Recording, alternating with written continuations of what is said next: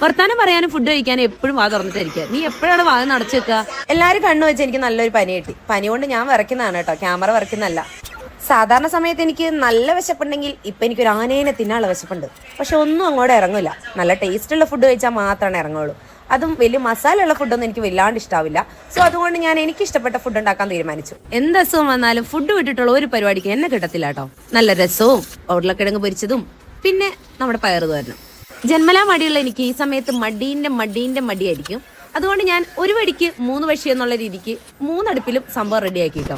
സാധാരണ പനി വരുമ്പോൾ എനിക്കൊരു രസം കുടിച്ചില്ലൊരു സമാധാനം ഉണ്ടാവില്ല. കൂടെ കുറച്ച് തൊട്ടലും തൊടലൊക്കെ ആകുമ്പോൾ സുഖമായിട്ട് ഫുഡ് കഴിക്കാൻ പറ്റും.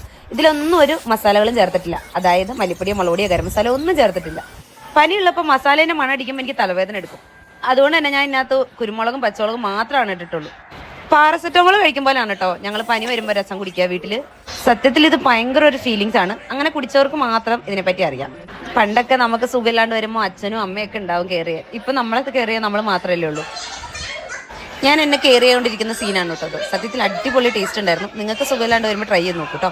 അപ്കമിങ് പനി വരാനുള്ള ആളാണ് കേട്ടോ. പനിച്ചു കിടക്കാൻ മാറി കിടക്കാൻ പറഞ്ഞിട്ട് കേട്ടിട്ടില്ല. ഇനി കുറച്ച് രസം കൂടി കുടിച്ചാൽ പനി പമ്പ എടുക്കും.